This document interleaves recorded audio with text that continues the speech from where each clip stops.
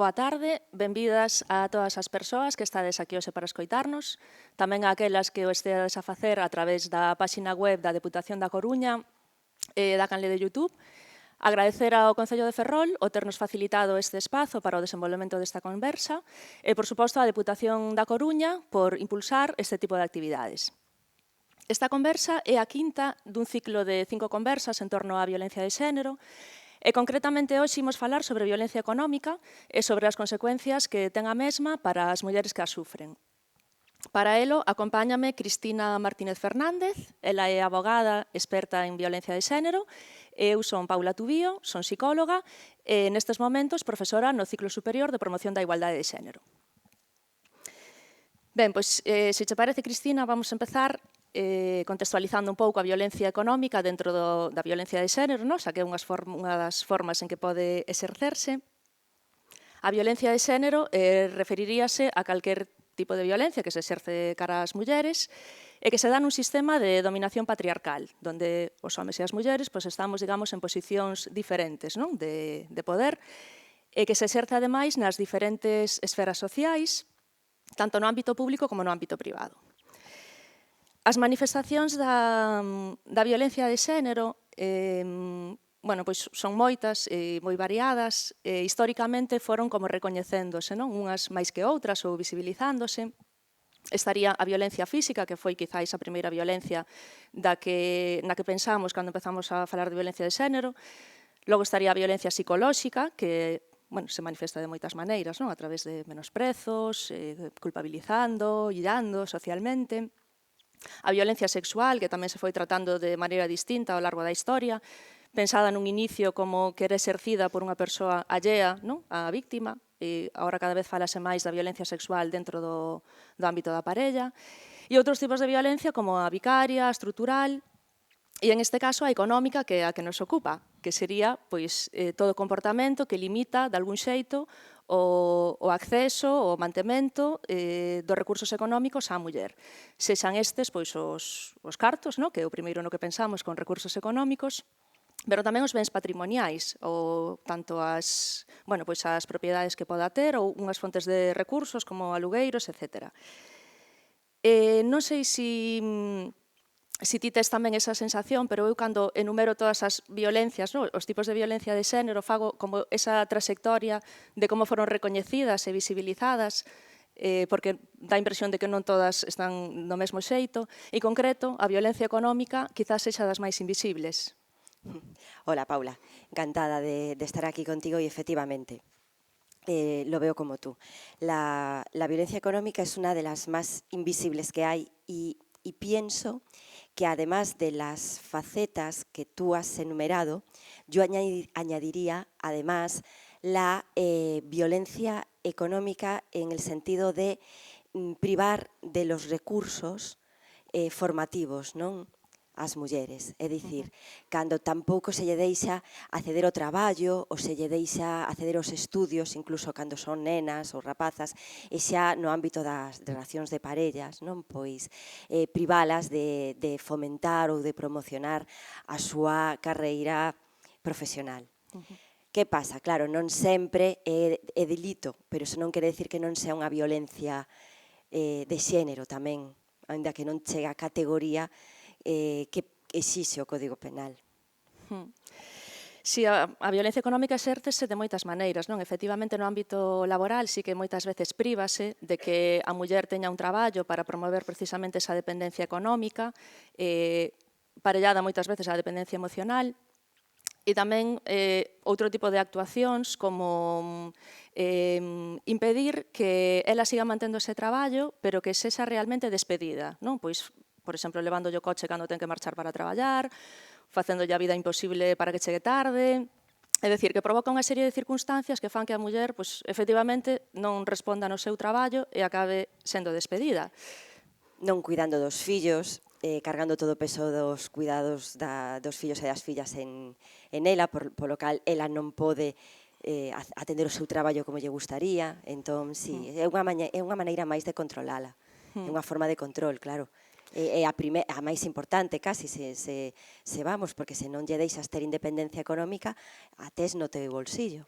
Sí, a dependencia económica ao final é unha dependencia xa directa, pero despois leva a outro tipo de dependencias, pois eso, emocionais, non? Porque eu dependo dunha persoa, cando esa situación se dá de maneira prolongada no tempo, aprendo a vivir así, é dicir, ao fin e ao cabo vou como mermando esas ferramentas que podería ter para desenvolverme na miña vida e vanse quedando pois, aí olvidadas e recuperalas pois, é xa máis Perdes complicado. confianza no que podes facer, deixas de crer en ti, nos teus proxectos, e sí, claro, ao final é unha anulación da persona. Sí, unha forma máis. Aínda dentro da violencia económica, si é certo que hai comportamentos que poden ser máis visibles que outros, porque, pois, por exemplo, eso, impedirlle que traballe, non? É algo pois, relativamente visible, non? Que se pode percibir facilmente, pero cando se rouban cartos, por exemplo, cando se limitan o acceso ás claves do banco, non? Que ten o control e non permite que ela poda acceder, o feito de romper cousas, non? Pois tamén pode percibirse de entrada como violencia física ou de outro tipo, pero é tamén violencia económica. Porque a mí se me rompen o móvil, pois ao día seguinte teño que ir a mercar outro. É dicir, estáme afectando igualmente aos meus recursos económicos. E quizás esas formas son aínda máis invisibles, non? Creo que igual hai formas que son máis facilmente denunciables, pero outras como esas que igual é máis difícil poder xustificalas. Claro, é máis difícil. Como xustificas que non tes as claves do banco, por exemplo? Ou eu lembrome dun caso que tiven no meu despacho, no meu traballo, que ela tiña acceso aos cartos a través da tarxeta de crédito, pero non en efectivo. Polo tanto, el sempre sabía o que gastaba, onde o gastaba, con quen o gastaba. Claro, entón é unha forma máis de control. Chegas ao tribunal e que lle vas dicir a xuíza ou a xuíz? Non, mire, que non tiña acceso aos cartos. Sí que tiña, pero como os tiña? Claro. Claro, son formas de xustificar como, pois, eso, estaba limitada. A veces tamén o seu propio comportamento repercute a ela, volvendo á perda de emprego, no? Que moitas veces as mulleres din, pois non, eu sigo traballando porque quero seguir traballando, quero ter os meus propios recursos, pero a través de chamadas que lle fai ao traballo ou aparecendo ali para montarlle un número, tamén desa maneira, aínda que ela directamente non este facendo nada, sí que moitas veces é o propio agresor o que consigue que a despidan no traballo. Supoño que eso tamén é moi difícil de xustificar, non? Como realmente ese despido se debeu a outra persoa, porque non se pode xustificar, me refiero a nivel empresarial. Claro, xustificar que o despido foi por iso sí que é máis difícil, pero aí xa estamos entrando noutro tipo de delitos, como poden ser as coaccións, non o acoso, que, bueno, eso sí é fácil de probar, porque normalmente se vai ao traballo imos ter testigos. Polo tanto, bueno, poderíamos ir por unhas coaccións, un acoso. Ora, que as consecuencias derivan nun empeoramento da situación económica da muller, eso sí, claro, é complicado centralo solo en esa actitud do home, de cara ao tribunal, de cara a conseguir un resultado xudicial. Sí. Ademais, bueno, estamos falando de violencias que aparecen no entorno dunha parella, non? É dicir, a violencia económica estáse exercendo no momento que esas dúas persoas teñen unha relación afectiva. Pero a violencia económica é un tipo de violencia que transcende a esa relación. Supoño que hai moitos casos en que pois, esa muller decide abandonar esa relación de violencia, pero sigue padecendo a través pois, de impagos en axudas, a través de impagos na hipoteca, non? Tamén supoño que é moi habitual. É dicir, que aínda cando decide romper con esa situación, esa violencia sigue se exercendo. Efectivamente. Eu penso que hai que centrar o marco temporal no que esa violencia de xénero económica exércese, non? Por un lado, unha cousa é que o faga no entorno da parella, cando aínda a parella está xunta, e logo que o faga despois.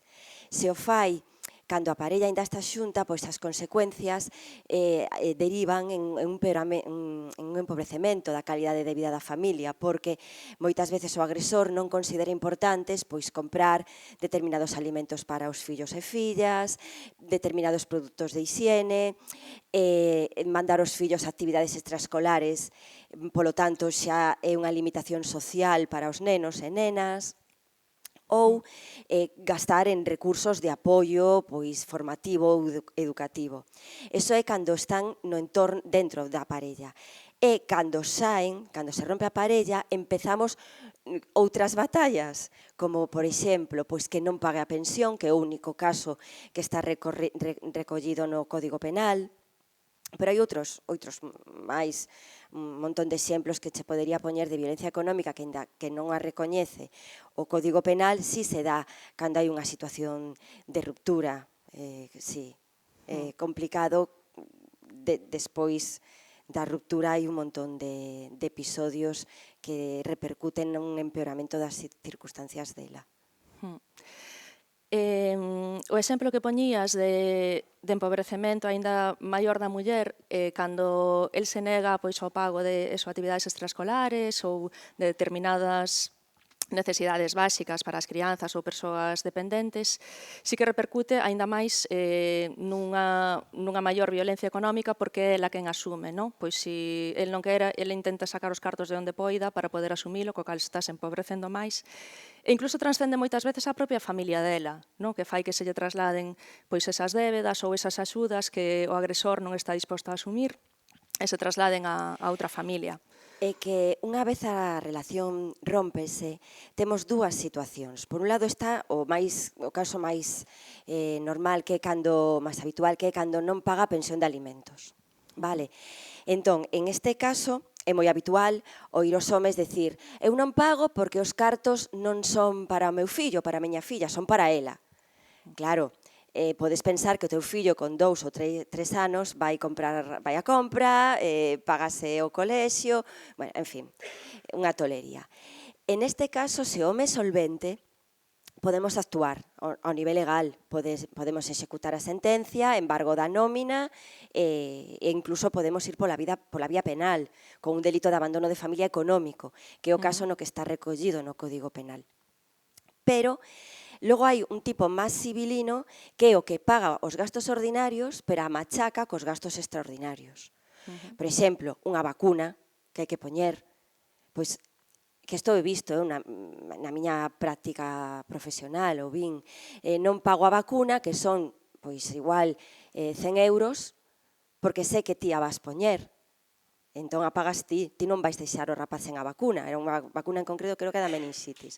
Bueno, pois non a pago porque a vas pagar ti, con cual é unha carga para ela, ou as pasantías, ou as excursións, que todos os nenos van a neve ou cebreiro, eu non o pago, o paga ela, porque senón limitas o neno, a vida social do neno, da nena.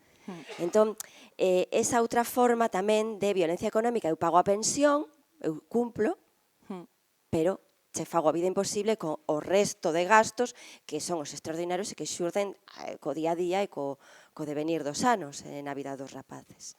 O sea que a cosa non é pequena, non? Sí. Despois hai casos tamén de explotación, non? Está por un lado o agresor que non quere que traballe a muller para que depende económicamente del, non? E poda ter o control absoluto sobre todos os recursos, pero tamén está a parte de aproveitamento ou explotación da muller, non, que é o que non quere traballar, pero sí quere que o manteña. Entonces, pois eso provoca que a muller este en casos de explotación absoluta. A veces, non, tendo pois varios traballos, e cando el pois rouba os cartos ou aparecen deudas. É dicir, que tamén existe esa parte onde realmente ela ten que asumir todo o que gaña incluso non é suficiente, digamos, para esta situación, e en ese caso supoño que xa é moi complicado poder encontrar un apoio, non? en ese pai. Efectivamente, falas de explotación, ocúrreseme outro caso tamén de explotación que é o contrario, cando o agresor ten unha empresa ou ten un negocio con débedas e o que fai é poñela a ela de administradora ou de administrador da empresa, ela actúa con un poder. Polo tanto, ela non se entera de nada porque, claro, eso xa ven da cultura patriarcal na que nos hemos socializado, hemos crecido. Que pasa? Ela pois, o ve normal que sexa o varón o que leve a empresa, ten un poder meu que eu estou como administradora pero non figuro para nada, e ao final tradúcese que cando a relación rompe ou salta por outra cousa, temos un montón de débedas a nome desa muller con Facenda, coa Seguridade Social, cos municipios, que veñen pois, desas maniobras que ele estivo facendo á sombra dela. Eu creo que isto é moi importante sacar as mulleres do mito romántico, non? De que hai que apoiar ao marido ou ao teu home como a sexa. Non é así. E tamén formación, que o ter unha empresa teu nome implica unhas responsabilidades, non? Parece que ás veces as mulleres aletargámonos, non? Hai unha zona onde non queremos ver nin oír e realmente ha sido a sociedade machista na que hemos crecido que nos ha relegado un pouco a ese rol. Sí, non, asumindo que eso non é o noso papel. De Claro. todas maneiras, creo que a idade aí sí ten algo que ver, non? Pensando nas xeracións ao mellor das nosas aboas, que iban totalmente alleas ao que ocurría no banco. Efectivamente. E penso que en ese sentido... Ai, mira, pero ahora que falas do banco e das nosas aboas, eu lembrome cando miña nai tiña que ir ao banco, ela non podía retirar os cartos en a firma do meu pai, bueno, eso xa fai moitos anos, e logo, se ela quería saber algunha información dunha conta onde estaba meu pai, non lla daban, pero se era ao revés, sí, porque era o home o que iba a pedir os cartos ao banco. Sí, o sea que a violencia xa non é que proveña só do agresor, sino que tamén hai un sistema que o ampara. No, claro, é o que está detrás, claro, o sistema é o que ha dado todas estas desgracias que ahora padecemos. Despois temos que falar tamén do ciclo da violencia, que eu creo que é moi relevante a hora de ver como ten unhas consecuencias cando se decide abandonar esa relación na que existe violencia, accedemos a unha serie de recursos, de axudas, pero en algún momento a vítima decide volver co agresor, non? Entonces, esas axudas córtanse en moitos casos. Claro, eso moitas veces resulta difícil de entender a nivel social, ou polo menos eu teño percibido así, porque xa tomara esa decisión, xa deu ese paso, porque volve atrás, non? Porque é parte do problema, claro, é parte do problema, eso, da violencia de xénero. Claro, realmente o agresor é plenamente consciente, non, do que está facendo, das consecuencias que ten, e vai como un paso por diante. Entonces, cando hai un episodio de violencia na que ela decide deixalo, el volve con arrepentimento, non? O que chamamos fase de lúa de mel. Entonces ela, mantense en esa relación porque realmente o comportamento do agresor non é nada lineal. Unhas veces exerce a violencia e outras veces é unha persoa encantadora que lle demostra amor e, entonces digamos que aí hai unha ventana de esperanza de que hai outra persoa que podo vivir, que é posible que sexa así. O vou cambiar. Claro. Esa frase, o vou cambiar. E é certo que o ciclo se vai repetindo, porque eso sí que é algo moi importante de explicarlle ás mulleres que están en esta situación, é dicir, isto vai acabar volvendo porque acaba sempre, algo que se repite en todas as relacións onde existe violencia, pero evidentemente ese ciclo tamén vai xerando unha dependencia emocional nela e resulta difícil abandonalo. A nivel legal, o mesmo, non? Hai trámites como que se comezan, despois se deixan, hai que retomalos, e iso tamén dificulta o acceso aos recursos. Claro, efectivamente. A ver, no ámbito xurídico, efectivamente, se a muller logo denuncia, logo non ratifica, non se mantén, por lo menos a primeira declaración que vai facer no xulgado, pois claro, a denuncia caese. Non se pode retirar a denuncia, que é un mito que está mal estendido aí polo público, pero o que si pode facer ela non ratificar a denuncia. Entón, xa quedamos en proba, tanto a abogada da acusación como o Ministerio Fiscal, e iso acabase. Con iso tamén todo decáense as axudas que hai. A ver, podense manter algunhas se ela non retoma a relación. Vale, pode non querer seguir adiante co procedimento judicial porque hai veces que as presións que ten do entorno son tremendas, como llevas facer iso, ti divórciate pero non o metas no cárcere, entón asústase e non mantense de cara ao xuizo, pero eso non quere decir que non sexa víctima de violencia. Pódese recoñecer esa situación con unhas acreditas, pero lle vai limitar certo tipo de axudas. Outras non, outras pode ter acceso.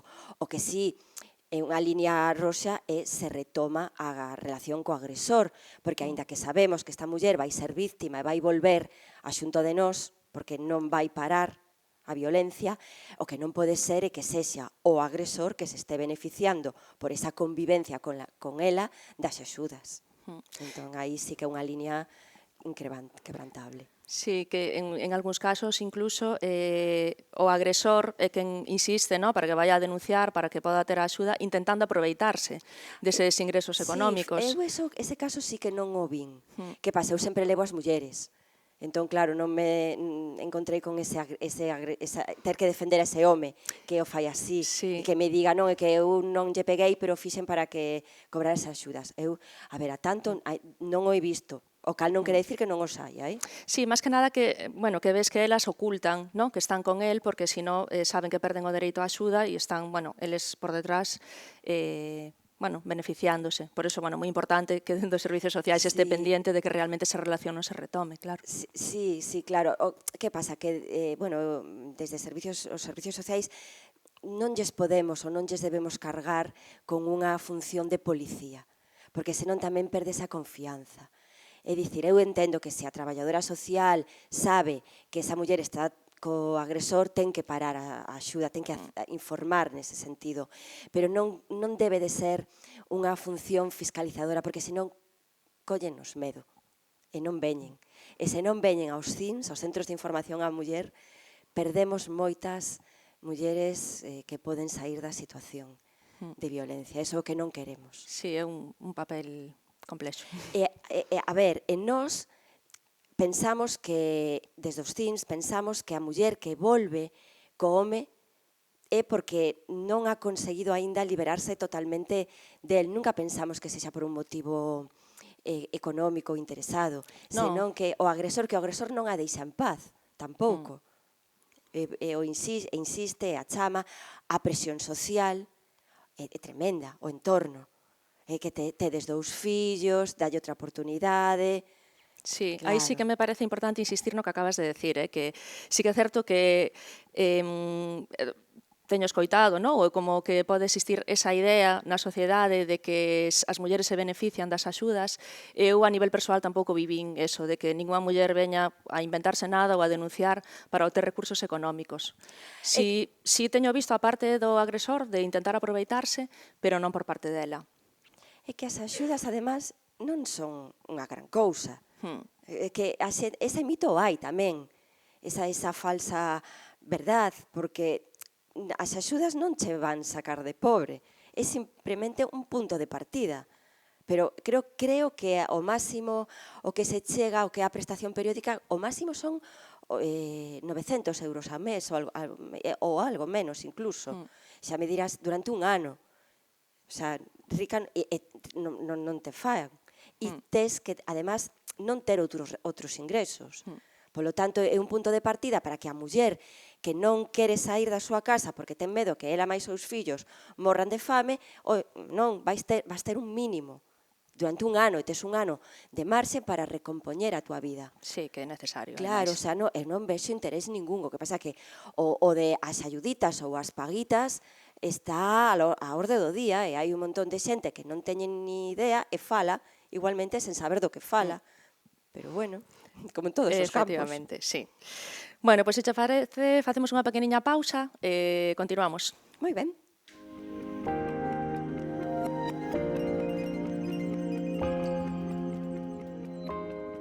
Vale, pois imos retomar esta conversa sobre violencia económica. Imos falar un pouco das consecuencias que ten as diferentes formas de violencia que vimos falando para a saúde das mulleres. Eu, bueno, tamén polo meu ámbito, creo que as principais consecuencias pois van pola parte psicolóxica, non? Unha situación de estrés prolongada no tempo, que é o non ter acceso aos recursos económicos necesarios para min ou para as miñas crianzas, pois provoca situacións de ansiedade, acaba moitas veces en cadros depresivos, e moitas mulleres, incluso con ideas suicidas, é dicir, que son consecuencias psicolóxicas realmente graves as que pode provocarse a través da violencia económica. Os trastornos de alimentación tamén están moi relacionados. Cando unha persoa perde o control da súa vida por algún motivo, é outra persoa que está xestionando, recurrir á comida para adquirir o control pois é algo moi habitual. Entón, tamén se ven moitos casos de trastornos da conduta alimentaria que veñen derivados da violencia de xénero. E logo a somatización, con caídas de cabelo, na pel, é dicir, hai un montón de consecuencias que tamén a nivel psicolóxico se somatizan a través do corpo. E despois, por suposto, a nivel físico, o non ter recursos, claro, contamos con un sistema sanitario, pero que non cubre todo. Entón, pois, o mellor, o feito de usar lentes, moi habitual, a muller necesita unhas lentes, pero non as merca porque non pode acceder aos recursos para poder telas, ou, se necesita unha prótese, se necesita ir ao dentista, é dicir, hai determinados gastos que forman parte da saúde que se consideran básicos, pero que realmente, se estamos nunha situación de violencia económica, non se están cubrindo. A nivel social, pois tamén, porque sí que é certo que podemos facer vida social sin ter recursos económicos, pero tamén é certo que están moi presentes. Se vou a quedar cas miñas amigas, e vamos a ir a tomar algo, pois necesito ter algo con que pagar ese algo. En moitas situacións tamén se dá a vergoña por parte da muller, porque os cartos existen, pero eu non teño acceso a eles, e debería telos, Pois eu, a mellor, teño un bo salario, teño o meu traballo, pero teño limitado o que podo coller. Entón, claro, pois ao mellor saín da casa con 20 euros, un pouco que comentabas ti, que tiña acceso a determinados cartos, pero non a todos. Entón, claro, como explico ao acabar a cea que só teño 20 euros para pagar e que non podo pagar con tarxeta, por exemplo, aínda que a teña. Entón, tamén ten unhas repercusións a nivel social, é dicir, é un tipo de violencia que toca moitos paus e, por suposto, estaría a laboral, que xa falamos un pouco antes dela, o quedarse sin traballo e no momento que se decide tamén unha ruptura, a recuperación, pois tamén é costosa porque ao mellor non está formada, non ten experiencia laboral e aparecen unhas lagoas no currículum que hai que explicar, a que se deberon e non sempre doado ou non sempre se entende. É dicir, hai unha serie de consecuencias que realmente abarcan moitos ámbitos na vida da muller e que, claro, hai que reparar. Sí, pois, fíxate, todas esas violencias que tú, ou esas manifestaciones da violencia económica que acabas de enumerar, casi ningunha está recollida na legislación. É increíble. Como tal, a violencia económica só está recollida como unha especie de violencia vicaria que é o abandono de familia económico. É dicir, cando o agresor, tamén podería darse no caso que o fixera a muller, pero, como estamos hablando de violencia de xénero, vou personalizar que o home o que non paga a pensión alimenticia da prole. Entón, sí, sería un delito. Non paga non porque non teña recursos, senón porque non quere. Eso sí que o recolle o Código Penal, está claro. Tamén se non paga unha pensión compensatoria a favor da muller. Pero é o único caso no que está recollido expresamente. E, ademais, é curioso que en España ratificou o Convenio de Estambul, que é o instrumento para min máis clave para loitar contra a discriminación loitar contra a violencia de xénero. España ratifica o Convenio de Estambul, pero non extrapole a nosa legislación a violencia económica, a pesar de que o convenio si o recolle. Logo chega a Lei de Violencia de Xénero, a Lei Integral, que para mí é unha lei que é valiente, unha lei pionera, ademais, no seu momento, pero non recolle a violencia económica tampouco. Entón, como deixamos a violencia económica para que sexa un delito? Onde a poñemos? Pois estamos encaixando con a violencia psicolóxica. A veces tamén pode entrar como unha especie de coaccións, cando non lle deis acceder os cartos que tamén son dela, pero realmente o que é no Código Penal non figura. E a lei galega sí que recolle a violencia económica, a define ademais tal cual estamos falando ti máis eu dela. Pero O que pasa que como a lei galega é unha lei de rango inferior ao Código Penal, porque unha lei autonómica enfrenta unha lei estatal de carácter orgánico, pois non o pode modificar. Entón, queda relegadas as axudas, as acreditas, un pouco o que é a labor social. Polo tanto, recollida a violencia económica na legislación, prácticamente non a temos. E no caso destas axudas que nomeas, é accesible para todas as mulleres? Porque eu teño en recordo algún caso de mulleres migrantes que non tiñan a nacionalidade, non tiñan regulada a situación tampouco co agresor. Recordo que estaba nunha situación así bastante vulnerable porque como que era complicado atopar algunha axuda para que ela poidera abandonar esa relación. Claro, desde o meu punto de vista, cando xa me falas de mulleres migrantes ou mulleres con discapacidade, xa subimos un peldaño nas dificultades. É dicir, van a ter todas as dificultades que teñen as mulleres que non contan con estas características e aínda encima máis vulnerables. As mulleres migrantes, pois depende da súa situación. Se teñen regularizada a situación en España, xa é un alivio. Se non a teñen regularizada e sufren violencia económica, como a violencia económica non está recollida no Código Penal, tampouco poden acceder á posibilidade de regularizar a súa situación no país pola vía de circunstancias excepcionales, que si se dá coa violencia física ou violencia psicolóxica, se a logramos probar. Polo tanto, xa é unha dificultade máis. Logo está o problema do idioma, porque a min tocoume de traballar moito con mulleres marroquís e moitas delas están aisladas na casa, non falan español, polo tanto é moi complicado poder axudalas. E tamén depende da cultura que veñan, porque non é o mesmo unha muller rumana, pois, por exemplo, que unha muller senegalesa ou unha muller marroquí. Todas vimos de estados patriarcales e sociedades patriarcais, pero non é o mesmo.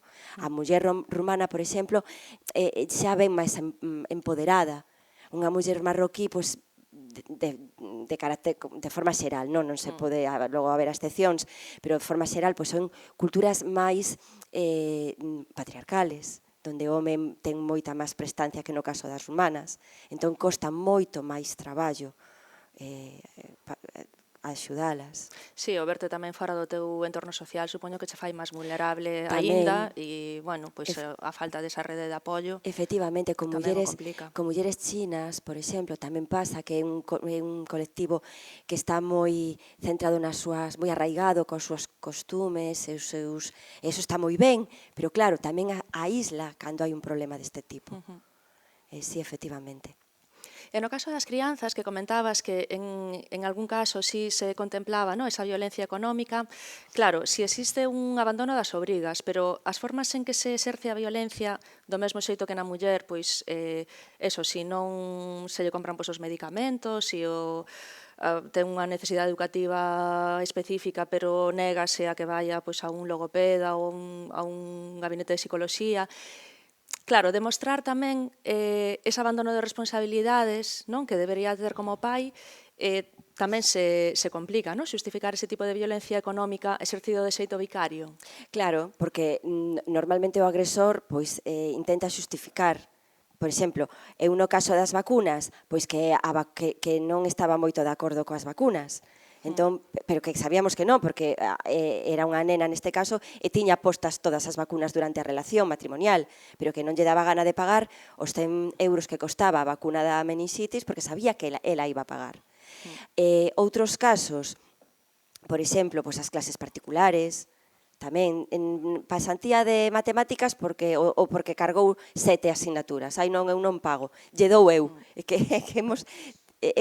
hemos chegado a ese punto de decir, non, xa lle dou eu as clases, pero que vas de darlle ti as clases. Me dá igual, ainda que sexas enxeñeiro, o sea, non... Sí, eu teño visto co caso de psicología, pois o neno necesita ir á psicóloga, que va, non, sabes, se cree que ese poder de decidir si necesita ou non necesita... Claro, e ademais aí o problema non é só económico, o problema é que para que podades atender ao rapaz ou a rapaza fai falta unha autorización, salvo que estemos con unha situación de violencia de outro tipo, non económica.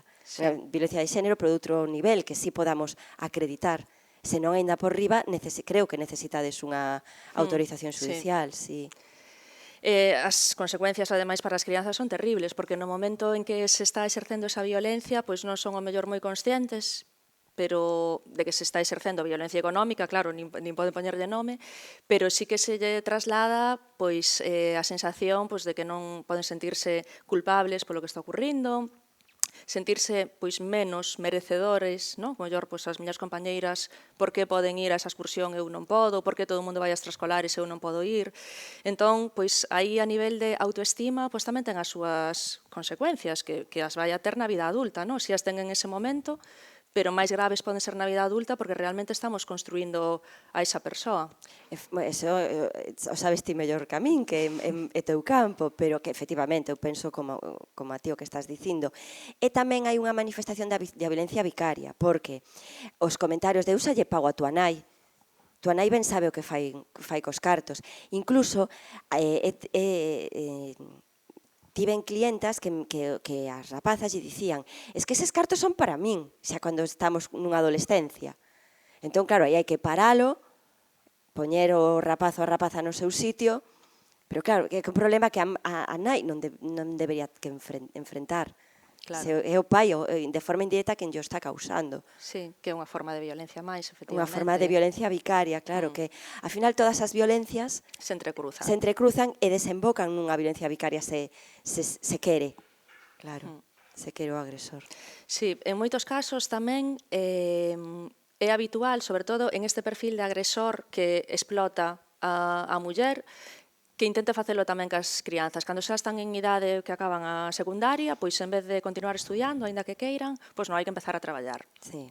Entonces, esa explotación da muller trasládase ás crianzas, bueno, pois eso, pedíndolle cartos, roubándolle ou exixíndolle, non, que lle ten que dar, pois a través de diferentes estrategias, porque ao final non hai que esquecer que existe un vínculo afectivo, non? Que moitas veces dende fora costa un pouco entendelo, pero claro, que temos un vínculo afectivo con esa persoa. Entón, como lle vou a negar a meu pai iso? Igual que unha muller, non? Porque realmente é a túa parella.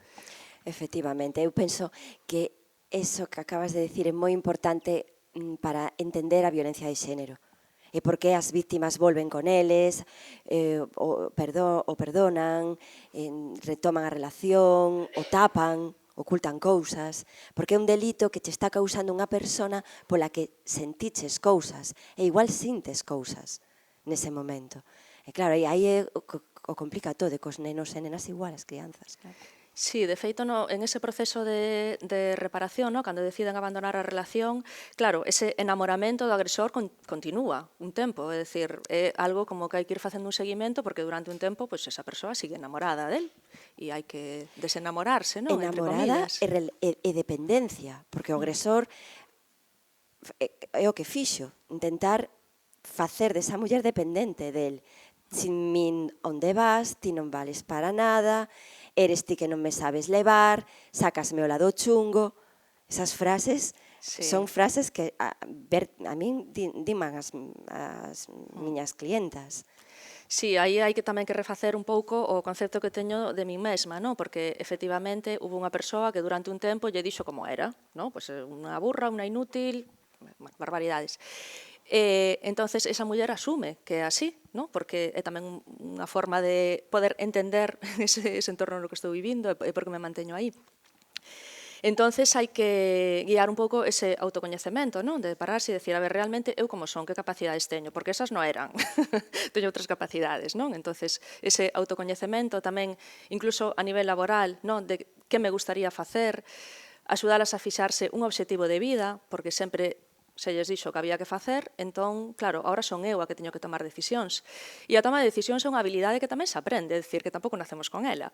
E se sempre decidiron por min, pois eu teño que aprender a tomar unha decisión. É dicir, unha vez que se provoca a ruptura, o proceso de reparación bueno, require dun tempo. Por iso tamén a importancia de que eses recursos existan, de que haxa unha axuda que permita a muller manterse económicamente en ese período que necesita para recuperarse. Por iso a loita contra a violencia de xénero en xeral, non só a económica en xeral, ten que ser transversal.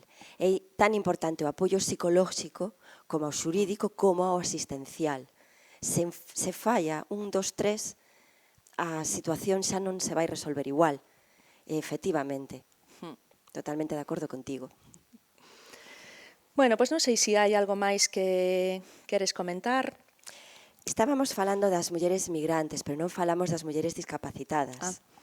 E iso tamén é unha situación que a min preocúpame moito, porque neste caso tamén depende da discapacidade que teña a muller, unhas son máis invalidantes que outras, pero nestes casos a violencia económica duplícase, porque o normal é que sexa moi dependente, se non é dependente totalmente do agresor. Da por riba suelen estar en entornos aislados. Polo tanto, esa muller vai ser víctima de violencia económica, pero seguramente será de violencia física, violencia psicolóxica, violencia sexual. E é difícil entrar aí, porque a imaxe que además proxecta para o exterior é que, ai, mira como a cuida, mira que pendente está. E incluso moitas veces normalizado pola propia familia, non? Normal que el mire polos cartos porque ela non sabe, non? Tal cual, tal cual. Entón, E non fomentar a independencia da muller discapacitada dentro da limitación que poda ter polo que lle deu a vida, pois intentar hacerla máis dependente. Non, nada, ti quédate así, eu xa fago, regatearle os recursos para poder mellorar a súa calidade, é moi complicado. E logo ven o maltrato das institucións, en este caso, porque se a muller non ten recursos para sair ela soa económicos e buscar os apoios que lle axuden a vencer as limitacións que ten, está perdida. Eu lembrome dun caso que tivemos no despacho dunha muller de 40 anos que tiña unha enfermedade degenerativa e chegou un momento que xa non podía valerse por si mesma. Que pasou? Que había unha situación de maltrato e unha orden de afastamento. Pero claro, ainda que foi o agresor o que afastaron dela, ela non podería quedar na casa soa, porque non era autosuficiente. Bueno, pois o recurso que tivemos da administración pública foi unha residencia de anciáns.